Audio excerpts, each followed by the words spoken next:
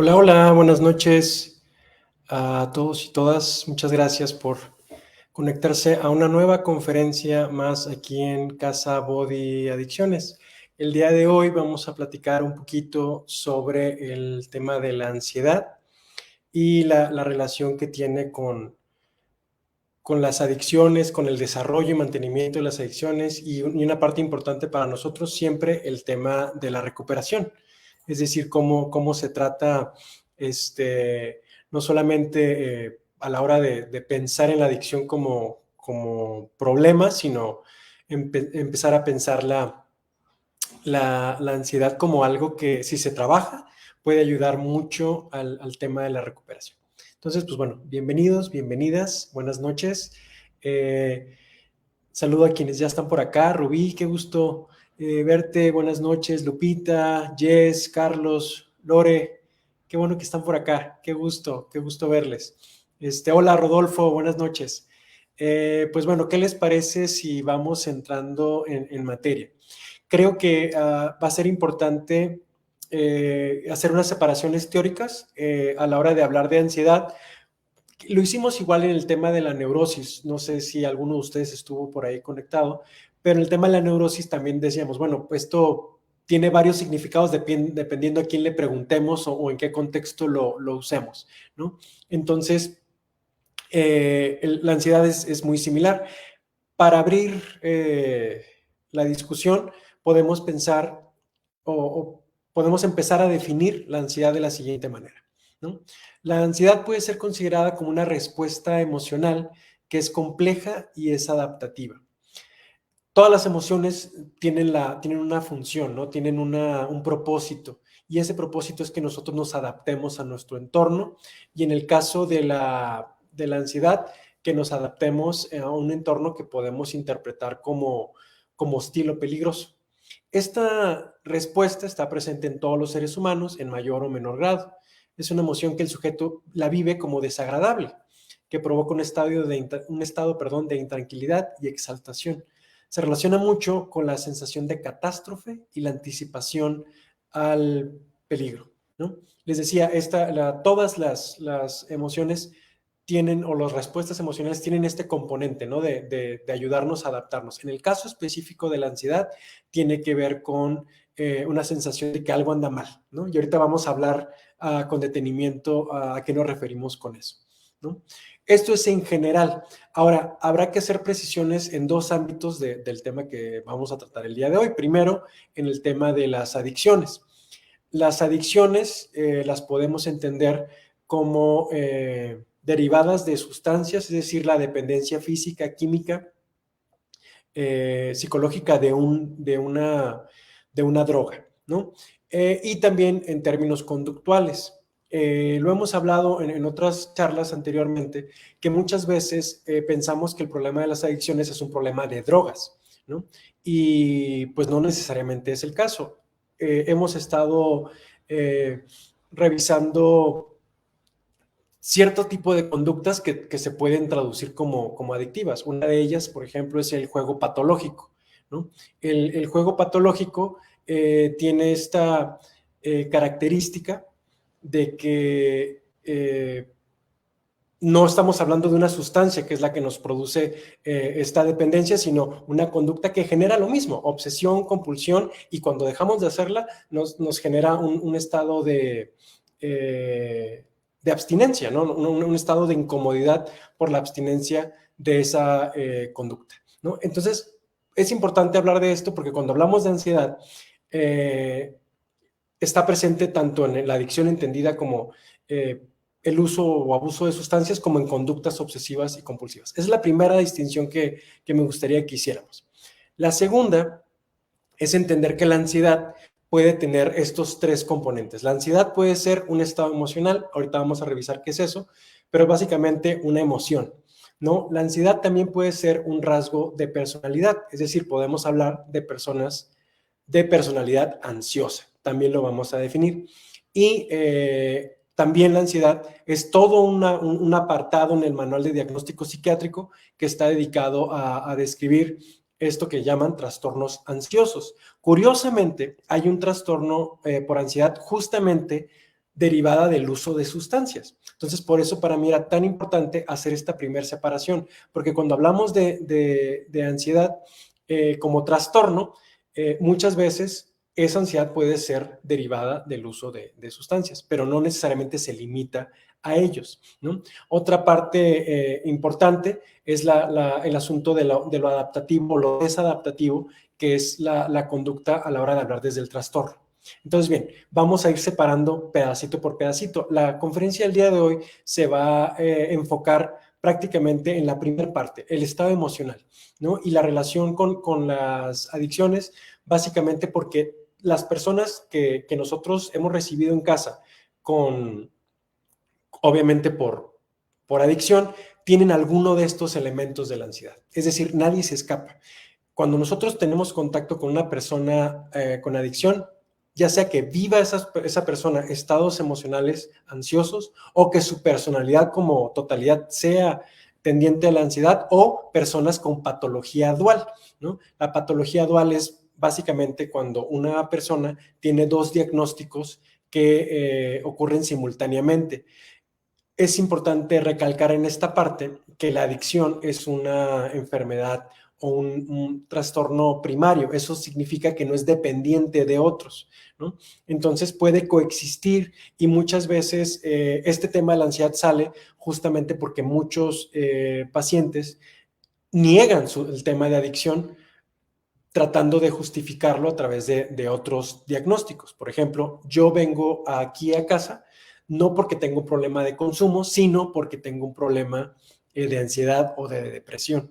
Entonces, para nosotros es bien importante empezar a distinguir y guiar a nuestros residentes hacia la conciencia, ¿no? Hacia la conciencia de que hay un problema que no depende de otros problemas. Y sí, por supuesto que podríamos hablar de escenarios donde ciertos trastornos o la respuesta a vivir esos trastornos se pueden convertir en una adicción, y viceversa, ¿no? La adicción puede generar estados depresivos y ansiosos. Entonces, para nosotros es bien importante hacer esta distinción, porque de otra manera, pues podríamos estar invisibilizando la gravedad de un problema de adicción, ¿no? A través de esta, como decía, justificación de que pues solamente se trata de ansiedad o de depresión o cualquier otro tipo de diagnóstico psiquiátrico, ¿no? Entonces, bien, vamos a definir o a empezar a platicar un poco de la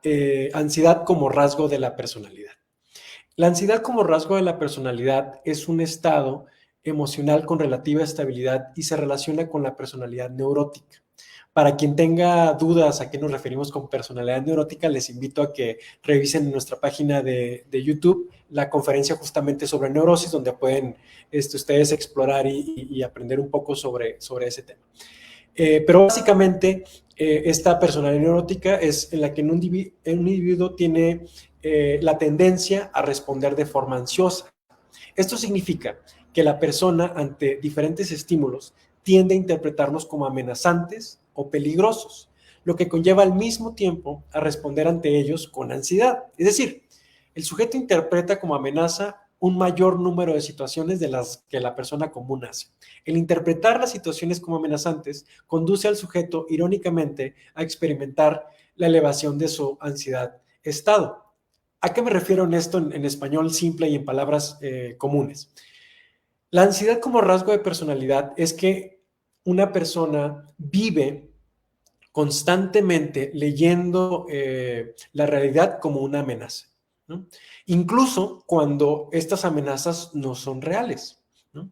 El trastorno por ansiedad generalizada es justamente este diagnóstico paraguas que nos ayuda a ver que la respuesta de las personas ante situaciones comunes de la vida cotidiana normalmente es ansiosa. ¿A qué me refiero?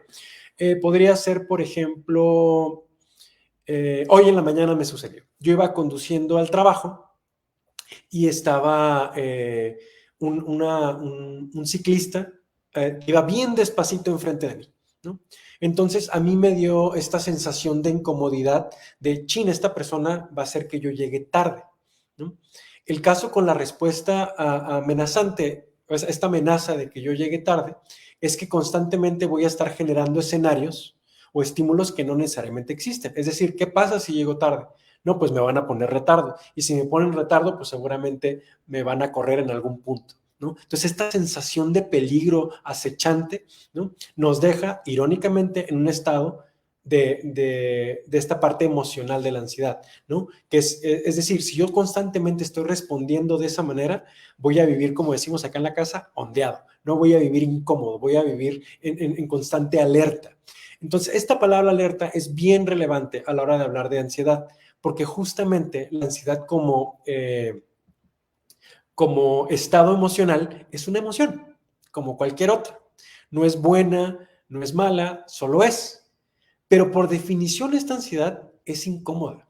A nadie le gusta sentir ansiedad. Es invasiva, dolorosa y distorsiona la percepción que tenemos sobre nosotros y el mundo. Pero no es una cosa que brota de la nada sin explicación ni contexto. Suele tener un trasfondo. Y eso es lo que a mí me interesa platicar mucho con ustedes el día de hoy. ¿Cuál es el trasfondo de esta ansiedad? ¿No? Porque ya sea que estemos hablando de un estado emocional, un rasgo de personalidad o incluso un trastorno, ¿no?, cualquiera de ellas, la ansiedad tiene un trasfondo, ¿no? Hay un teórico que se dedicó a estudiar el trauma, que por cierto, gran parte de los diagnósticos de ansiedad están relacionados a eventos traumáticos. En el DSM-4, la versión anterior del manual de diagnóstico clínico, hablaba de ansiedad por estrés postraumático, ¿no? O sea, yo desarrollo un trastorno de amenaza por eventos traumáticos, ¿no? Entonces, hay un teórico de trauma que se llama Peter Levine, que hace una reflexión sobre qué significa la ansiedad en nuestros sistemas nerviosos. Él nos comparte que la ansiedad es la alarma de incendios de nuestro sistema nervioso. Se enciende cuando estamos en peligro y se niega a apagarse hasta que le hacemos caso y corremos lejos de lo que nos pone en riesgo. Lo difícil, dice Peter Levine, que contrario a las llamas, los riesgos emocionales no son tan fáciles de detectar.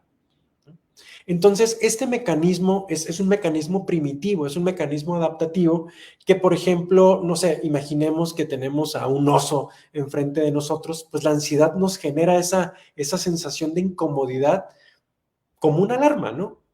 Hay peligro, ¿qué vas a hacer ante este peligro? ¿No?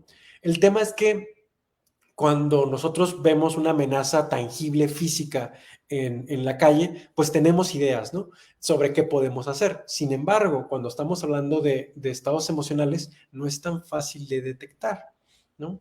A veces nos sentimos justamente ansiosos, inquietos, incómodos y no tenemos idea de por qué está sucediendo.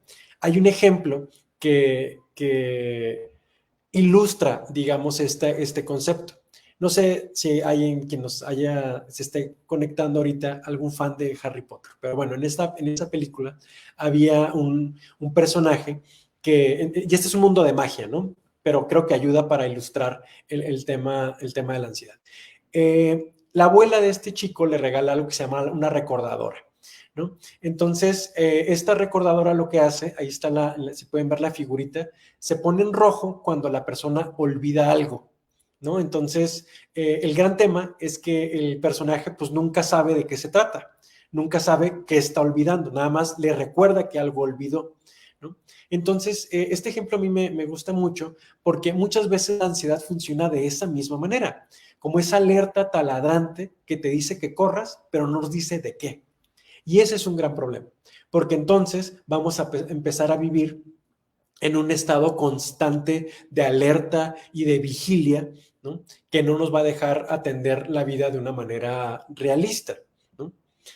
Y ahí es donde se vuelve difícil de gestionar, porque el estado de alerta e inquietud y falta de certeza sobre qué exactamente es lo que nos pone en riesgo nos lleva a estar, como decía, hipervigilantes, a temerle a todo y a pensar que todo a nuestro alrededor podría ser una amenaza. Entonces, ¿cómo vamos empezando a relacionar esto con el tema de las adicciones? ¿No? Y por eso era importante allá al principio hacer esta distinción entre la adicción relacionada a sustancias o la adicción comportamental, porque justamente, ya sea que estemos en consumo activo, estemos en recuperación, estos estados de ansiedad son constantes, ¿no? Pensando, por ejemplo, lo que yo he visto acá en la clínica es el tema de cuánto tiempo voy a estar, ¿no? ¿De qué se trata mi enfermedad? Cuando, por ejemplo, una persona con adicción admite o se entera o reconoce que se trata de una enfermedad incurable, ahí empezamos ciertos estados de alerta, ¿no? Cuando una persona se da cuenta que la recuperación implica la abstinencia total del uso de sustancias, hay un estado de alerta, ¿no? ¿Cómo va a ser mi vida ahora sin consumo? ¿No? ¿Cómo va a ser ahora mi vida? Justo un compañero me preguntaba ayer, oye Diego, ¿y cómo le hago con el tema de la rutina? Porque yo quiero estar en recuperación, yo quiero rehabilitarme, pero pues esto de ir diario a grupo, ir diario al gimnasio, tener un padrino, hacer todas esas cosas, pues se puede volver ahí medio repetitivo, ¿no? ¿Cómo le hago con el hartazgo? ¿No? Entonces yo le confrontaba de regreso y le decía, bueno, es que pues esa rutina ya la tenías la rutina de ir al punto de venta, después ir al hotel, cometer algún delito, regresar a estar internado, tener un proceso sin proceso, como decimos acá, regresar a casa, regresar a tu casa, ir al punto de venta. Le decía, bueno, a final de cuentas las personas adultas tenemos que elegir nuestra rutina, vamos a tener que elegir eso que vamos a hacer una y otra vez. Y este ejemplo se los comparto porque si estamos en constante alerta, especialmente en recuperación, podemos pensar, y aquí lo vivimos mucho en la clínica, el tema del enemigo, pues parece que es el internamiento, el enemigo parece que es el proceso terapéutico y lo que no estamos pudiendo distinguir es justamente la fuente de nuestro malestar. Como decía, esta alarma de incendios, yo les comento, pues esta es una alarma primitiva que no sabe si estamos haciendo carne asada o verdaderamente hay un incendio, ¿no? Y esto para una persona en recuperación es bien importante, ¿no? Estos estados emocionales. E insisto, muchas veces los pacientes llegan ya con una personalidad ansiosa o han desarrollado a partir del abuso de sustancias rituales de ansiedad. Cuando yo compartía este material con nuestros residentes, salieron historias increíbles, ¿no? Historias increíbles donde se generaba un estado de constante vigilia, por ejemplo, de que se me va a acabar la droga, ¿no? ¿Qué voy a hacer cuando se me acabe la droga? No, pues mejor le hablo al vendedor. Entonces, este camino de mi casa a ir con el vendedor es a ver si lo encuentro, a ver si lo que me está dando es lo que le pedí o lo que le estoy pagando, a ver si no me está engañando, ¿no? Esta espera de a qué horas va a llegar esta persona, ¿no? Y hay historias para tirar para arriba, ¿no? Y hay muchas muy tristes, ¿no? Esta historia de esta persona que empieza a condicionarse, ¿no? Que ya sé que voy a consumir, entonces empiezo a generar este estado de hipervigilancia, ¿no? Obviamente, lo hemos hablado en otras conferencias, el consumo de sustancias está muy ligado a la doble vida y a la mentira, porque obviamente es algo que no es aceptado socialmente, ¿no? Si nosotros en el contexto familiar yo me quiero drogar en mi casa, pues va a ser muy difícil que mi mamá diga, sí, pásale, drógate, no pasa nada, ¿no? Entonces necesito generar alguna historia, alguna mentira, alguna aventura, ¿no? De decir, bueno, voy a estar con un amigo y luego al ratito nos vemos. Todo eso son estímulos que las personas con adicción no siempre tienen al tanto que están ocurriendo. Y eso no nos deja otra salida más que la obsesión y la compulsión, ¿no? Que es el gran tema de las adicciones, ¿no? Entonces, empezar a reconocer qué es lo que verdaderamente nos está dando miedo, ¿no? Me compartía un residente el otro día, a mí me da muchísima ansiedad no saber cómo me voy a divertir sin drogas. A mí me da mucha ansiedad cómo le voy a hacer para divertirme, cómo le voy a hacer para convivir con otros, ¿no? Entonces, es bien importante ir reconociendo estas señales y hablar de ellas, ¿no? Porque, bueno, el caso contrario es justamente, hay un mito que ahorita les voy a contar, pero bueno, al no poder ubicar el peligro en un punto concreto, asumimos que está en todas partes y entre menos herramientas tenemos para reconocerlo, más terminamos pensando que la falla, el peligro está en nosotros, en lo que somos o en lo que hacemos. Y esto puede desquiciar a una persona, ¿no? Este tema de no saber de dónde viene, no saber qué hacer, ¿no? Todas las opciones son amenazantes, ¿no? De asumir que estoy drogándome, asumir que estoy poniendo mi vida en riesgo. Y no estoy hablando del consumo de sustancias, sino de cómo consigo las sustancias, asumir que le estoy mintiendo a mi familia, asumir qué va a pasar si se enteran, por ejemplo, ¿no? Decía hubo un residente que en su medio camino salió a trabajar y empezó a usar sustancias. Y nos contaba, el estado en el que yo estaba era como, no, pues sí, por una parte estoy engañando a las personas de la clínica, porque voy, trabajo, me drogo y nadie se da cuenta, ¿no? Pero lo que verdaderamente estaba pasando es que esta persona estaba totalmente paniqueada, como decimos aquí, por las consecuencias, las potenciales consecuencias. Y ahí está el gran tema de la adicción, ¿no? Si no reconocemos que tenemos un problema, si pensamos que nosotros tenemos control sobre nuestros impulsos, sobre las sustancias, sobre nuestras obsesiones y compulsiones, constantemente algo va a faltar y esa falta va a ser nosotros. Y si lo piensan, es un círculo que no termina, ¿no? Este vicio, ahí es donde podríamos usar la palabra vicio, ¿no? Esta cosa que da vueltas de manera infinita, incesante y que genera muchísimo malestar. Hay un mito, les decía hace ratito, que dice que la ansiedad miente. Es decir, estos peligros que estás percibiendo pues no son reales, entonces no deberías sentir ansiedad. Por ejemplo, regresando a la situación que yo les planteaba hace ratito de este ciclista no me deja llegar a tiempo al trabajo y eso va a significar que me van a correr, pues a lo mejor decir, bueno, pues no te van a correr porque llegaste una vez tarde, ¿no? Y sí, por supuesto que es importante cuestionar lo que pensamos, reflexionar sobre ellos, pero decir que la ansiedad miente es básicamente invalidar que estoy sintiendo algo.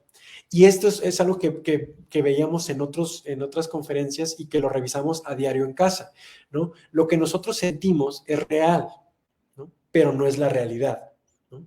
Entonces, en ese brinquito, ¿no? En este salto de que lo que siento es válido, pero no es la realidad, como que tendemos a invisibilizar y decir, bueno, es que me está mintiendo la ansiedad, no te sientas ansioso. Y esa no es la solución, ¿no?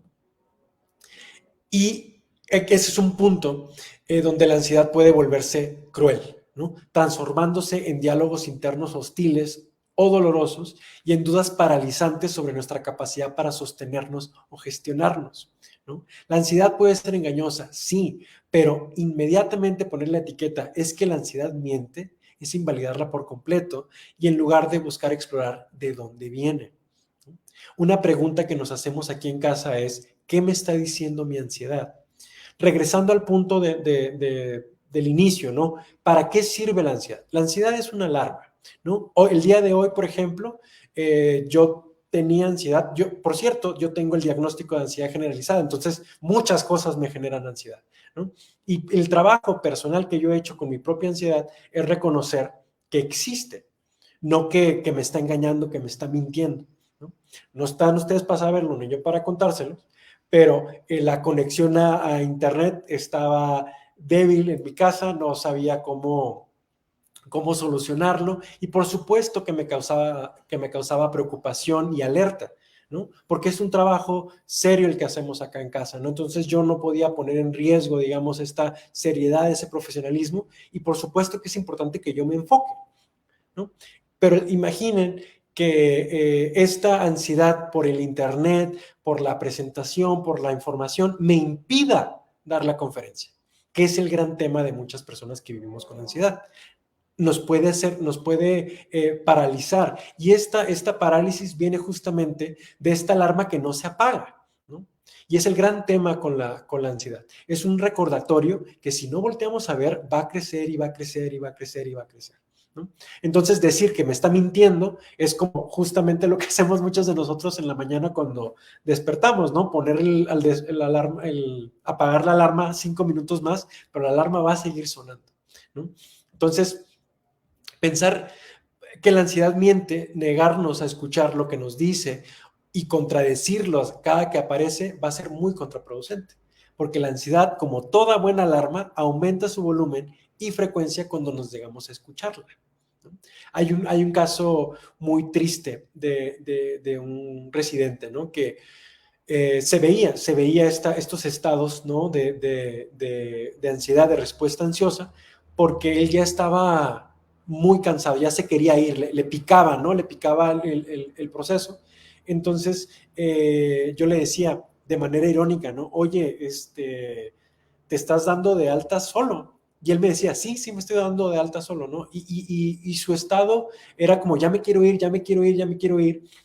Y algo que nosotros de repente tenemos que aceptar es que muchas veces si la persona no está dispuesta, si la persona no quiere, pues no va a pasar gran cosa, ¿no?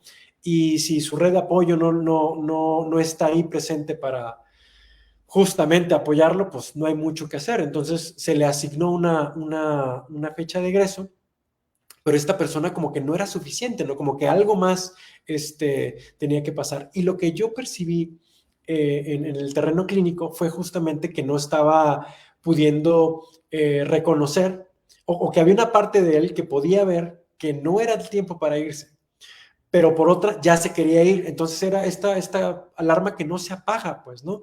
Y esto que me niego a escuchar. El caso es que esta persona empezó a tener conductas que por debajo del agua, pues era esto, irse, ¿no? O sea, empezar a encontrar defectos, digamos, en los compañeros, en el staff, en el proceso, para él darse una respuesta más o menos racional para irse del proceso. Pero lo que realmente estaba pasando es que él estaba intentando acallar la alarma. Y su alarma le decía, tienes 12 procesos, no te puedes ir. Pero él decidió, a final de cuentas, hacerlo, ¿no? Entonces, yo no sé qué estará haciendo, cómo le estará yendo, pero lo que sí sé es que esta persona en este momento está ansiosa, ¿no? Porque esa alarma sigue encendiéndose. Y si esta persona no revisa de dónde viene, muy posiblemente la siga pasando mal, ¿no? La ansiedad, ahora sí, intentando entenderla, pues no miente, al contrario, reacciona. Y es lo primero que decíamos al inicio de esta conferencia, ¿no? La ansiedad es una respuesta, pues es una reacción adaptativa y que tiene componentes de lo que pensamos, de lo que sentimos y de lo que hacemos. Y busca maneras de ser escuchada. Se aproxima a nosotros de la forma en la que tenga que hacerlo para que le pongamos atención y entre más la negamos o invalidamos, más agresiva se vuelve. Y como parte de esa agresión, sí nos puede llevar a pensar o sentir cosas que no necesariamente son ciertas. Pero el objetivo último de la emoción no es engañarnos, sino protegernos. Incluso si a veces sus mecanismos para hacerlo son contraintuitivos. Yo le digo a los residentes, la ansiedad es una alarma chafa, es una alarma que es muy primitiva, no es una alarma muy escandalosa de repente, ¿no? Y sí, yo que vivo con ella todo el tiempo, pues me quejo, me quejo de lo mucho que me puede limitar, de lo mucho que me puede hacer difícil las cosas, ¿no? Pero esto de aprender a entenderla, aprender a hacer esta pregunta, ¿qué me está diciendo mi ansiedad? ¿No? ¿Qué me está diciendo mi ansiedad con este tema que les contaba del Internet? ¿No? Pues me está diciendo que me importa mi trabajo, me importan ustedes que están viendo esto, me importa compartir información valiosa y con respaldo científico a la gente que lo necesita. Y eso está bien, ¿no? Obviamente la forma en la que me lo dice, pues es, tienes que hacerlo bien, tienes que hacerlo perfecto, porque si no todo se va a acabar y se va a ir al demonio. Y es justamente como si uno tuviera un perrito en casa, pues aprender que ese es el mecanismo, es un mecanismo bien primitivo, es un mecanismo que de repente es esto, me va a hacer pensar que lo mejor para que yo deje de sentirme así, pues es que no haga estas conferencias, ¿no? ¿Para qué me meto en estas broncas si no puedo manejarlo? Y el caso es que, pues, a final de cuentas, si escuchamos verdaderamente el mensaje, pues la cosa es bien diferente, ¿no? Entonces, para recapitular un poco, la ansiedad no miente, guía, ¿no? Es bien importante reconocerlo. Y a lo mejor, si alguna de las personas que nos está viendo vive con ansiedad, dice, no, pues, qué guía tan fea, ¿no? Pero a final de cuentas es el propósito, ¿no? Pensemos en otras emociones para entender su propósito. Por ejemplo, el asco es una emoción básica, ¿no? Y dicen, pues a mí no me gusta sentir asco, ¿para qué siento asco, no? Pues es un mecanismo evolutivo, ¿no? Es un mecanismo que nos ayuda a reconocer por ejemplo, cuando algo está echado a perder, ¿no? Para que nosotros no ingiramos alimentos que nos van a hacer daño, que nos pueden generar malestar. Lo mismo pasa con la alegría, ¿no? El mensaje que nos da la alegría es, pues esto está padre, a lo mejor sería buena idea repetirlo, ¿no? Pero las emociones que tienden a ser desagradables, como la ira, la tristeza, también tienen mensajes para nosotros, ¿no? El mensaje de la ira es, tienes que enfocarte porque algo injusto está sucediendo. Entonces, ¿cómo nosotros lidiamos con esa ira? Pues ya es otro tema, ¿no? Muchos de nosotros gritamos, golpeamos, insultamos, agredimos, pero eso no significa que la emoción no sea legítima o no exista o no deba ser atendida. Lo mismo con la tristeza, ¿no? La tristeza nos invita a reagruparnos. Y dice, no, pues, ¿a quién le gusta estar triste todo el tiempo? No, no, pues a nadie. Pero si nosotros escuchamos la emoción, podemos tener herramientas diferentes, ¿no? Decir, bueno, ¿qué me está diciendo esta tristeza? Pues que a lo mejor tengo que reflexionar cosas que no había reflexionado antes. Esto sucede mucho en las retroalimentaciones que hacemos en los grupos de terapia en casa, donde pues personas escuchan cosas que son tristes, pero dolorosas, pero al mismo tiempo ciertas, ¿no?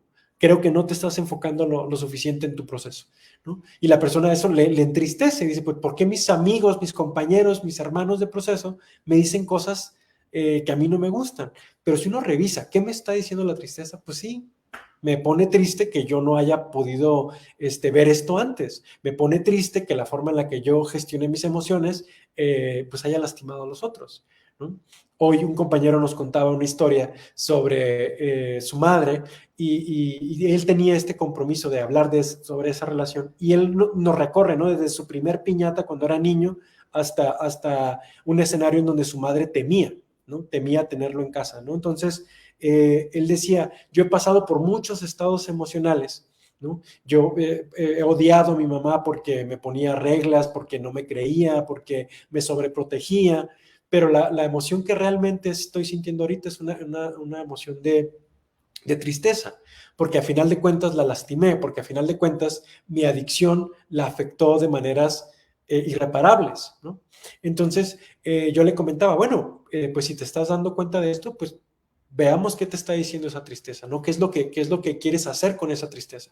Y a final de cuentas él decía, bueno, pues sí, el programa nos invita a reparar, nos invita a la enmienda, ¿no? Entonces, esto hacemos con todas las emociones. La ansiedad, como les comentaba, es un poquito más compleja, es un poquito más engañosa de repente, ¿no? Pero no es que mienta, no es que su propósito sea ponernos mal nomás porque sí, ¿no? El propósito de la ansiedad es guiarnos, ¿no? Esto es importante, hay que atenderlo, ¿no? Para eso sirven las alarmas. El caso es que está en nosotros aprender a gestionar eso, ¿no?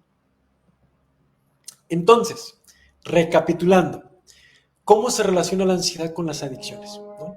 ¿En qué terrenos se dan estos cruces? ¿No? Como les decía, la ansiedad puede estar presente primero cuando generamos una doble vida para consumir, después dependiendo la droga que estemos usando, por ejemplo, el cristal, la cocaína. Hay algunas sustancias que por sí mismas nos generan una respuesta ansiosa, ¿no? Incluso hay personas que con marihuana, ¿no? Esta parte de no tener control sobre lo que está pasando nos pone muy ansiosos. Eso es en la parte del consumo. En la parte de la recuperación es entender que todos estos cambios que implica la recuperación nos van a dejar en un estado de alerta. Nos van a dejar en un estado hipervigilante de, chin, ¿y esto cómo se hace? Vamos a ser el nuevo de la clase. Muchas personas con adicción se enteran que sus vidas han sido prácticamente una mentira, que la adicción ha sido esta máscara que ellos y ellas se ponían para transitar en el mundo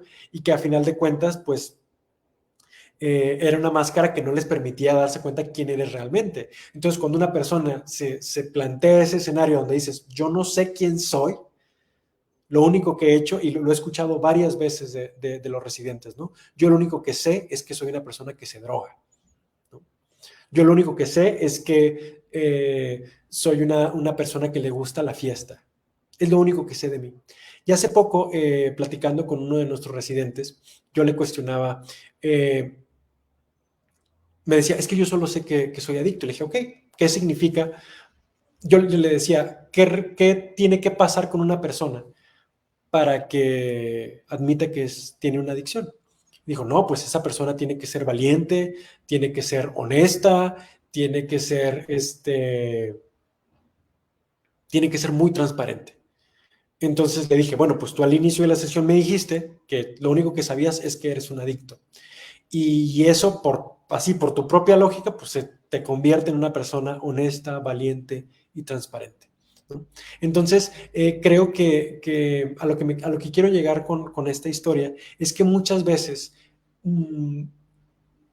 a nuestros residentes les genera esta ansiedad admitir que son adictos. Hay otros residentes que les preocupa solo ser adictos, ¿no? Hay otros que les preocupa, y si me reconozco como adicto, ¿qué va a pasar con mi trabajo? ¿Qué va a pasar con mi novia? ¿Qué va a pasar con mi familia?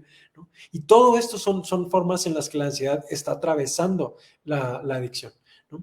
Pero cuando escuchamos de qué se trata, cuando escuchamos cuál es el punto o el trasfondo de la ansiedad, pues podemos entender mucho más, como este compañero que se da cuenta que lo que él pensaba que era admitir que ser un adicto, pues era un estereotipo, ¿no? Él decía, no, pues es una persona mentirosa, manipuladora, etcétera, etcétera. Y le dije, no, bueno, ¿tú qué eres en este momento, no? Entonces, estos descubrimientos que hacemos en recuperación a diario tienen mucho que ver con trabajar la ansiedad, ¿no? Tienen mucho que ver con apagar las alarmas, tienen mucho que ver con redireccionar esta ansiedad hacia lo que cualquier persona en recuperación busca, que es una vida útil y feliz, ¿no? Entonces, aquí lo vamos a dejar por el día de hoy. Me gustaría mucho, y por eso dejé un poquito más de tiempo, si alguien tuviera alguna pregunta, alguna historia, alguna precisión que quisieran hacer sobre esto, alguna anécdota, si alguna persona con adicción nos está viendo, que nos cuenta a lo mejor su historia de terror con la ansiedad y el consumo, etcétera, etcétera. Si alguien tuviera la intención, yo con todo gusto atiendo sus preguntas.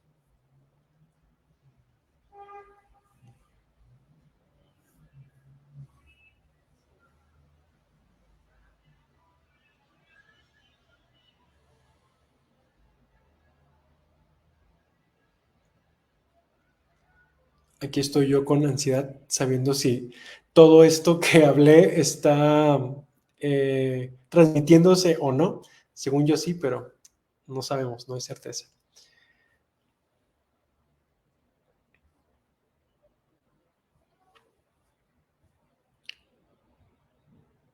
Pues bueno, no aparecen comentarios, no sé si haya o no, no me están saliendo, normalmente salen, pero bueno, insisto, trabajando la propia ansiedad que nos dice esto, pues que es importante atenderla, ¿no? Muchas gracias, Lore. Bien, pues les agradezco mucho. Nos cuenta Pablo, hola, muy buenas noches. Yo la ansiedad siempre he dicho que no tiene cura, sin embargo, lo que ahora ya entendí, que Dios es lo más grande y maravilloso que pido existir para tranquilizar mi ansiedad, es la oración y nada más. Claro, por supuesto que una de las herramientas, muchas gracias Pablo, una de las herramientas que tenemos nosotros en recuperación es justamente la espiritualidad y puede ser uno de los caminos más útiles que podemos tener para vivir nuestra ansiedad, ¿no? De decir que no tenemos control sobre todo, por ejemplo, es la oración de la serenidad, que es algo que hacemos cada que termina una sesión, es justamente admitir que no tenemos control sobre todos y que tendremos que decidir entre lo que podemos controlar y lo que no tenemos que controlar. Y para eso nos acudimos a un poder superior. Pues bueno, les agradezco mucho, mucho, mucho que estén por acá. Nos dice Christopher, gracias por tu taller, es de mucha ayuda. Recién conozco tu clínica, esta herramienta que brindas la compartiré con usuarios de la clínica. Sí, por supuesto, muchas gracias, Christopher. Para esto hacemos la chamba, para esto compartimos la información, porque creo que es bien, bien relevante atender desde diferentes puntos de vista, y para mí personalmente era bien, bien relevante. Te agradezco mucho el comentario. Nos dice Edith, yo tengo ansiedad para manejar y me dan ataques de ansiedad manejando. He optado por dejar de manejar, pero sé que debo trabajarlo. Muchas gracias, Edith. Y esta parte es bien relevante porque si nuestra vida está o nuestra integridad física está en riesgo, va a ser bien relevante que tomemos medidas, ¿no? Y que a lo mejor mientras lo trabajas, mientras es algo que te está impidiendo estar tranquila, pues creo que no tiene nada de malo que lo dejes. De hecho, en el manual de diagnóstico clínico justamente mencionan ciertas formas de ansiedad que son eso, alarmas que no se apagan y que aunque yo racionalmente diga, pues claro que puedo o debo poder conducir a mi trabajo diariamente, no se puede, ¿no? Y eso es bien importante voltear a verlo, ¿no? Te agradezco mucho el comentario, Edith. Nos comparte Javier, buenas noches, ¿la ansiedad tiene algún origen médico, es decir, algún problema de deficiencia de producción de algún elemento químico del organismo? ¿Y hay algún estudio? Muchas gracias, Javier, por tu pregunta. Normalmente es una respuesta del sistema nervioso central, ¿no? Las interpretaciones que nosotros damos a la realidad son cognitivas. Entonces, el origen médico que podríamos ubicar, uno de los trastornos es por consumo de sustancias, y es decir, por ejemplo, los usuarios de cristal o las personas adictas al cristal normalmente presentan esta sintomatología por el desorden orgánico que genera la sustancia. Pero así, básicamente, pues es nuestra alarma natural, pues no es como que, es como preguntarnos si hay un origen médico de la tristeza, un origen médico de la alegría, pues son emociones que vivimos. Obviamente, claro que cuando estamos hablando de un trastorno, pues las condiciones son diferentes y bien particulares en cada caso, ¿no? Bien, pues les agradezco mucho el favor de su atención, de su presencia, de su paciencia, de quedarse hasta el final. Siempre es algo que agradezco mucho y pues aquí seguiremos chambeando hasta que ustedes sigan conectándose y necesitando de esta información. Nos vemos en un par de semanas más para una conferencia más acá en Casa Body Adicciones. Espero tengan una bonita noche todos y todas en casa y estamos a sus órdenes para quien lo necesite. Muy buenas noches.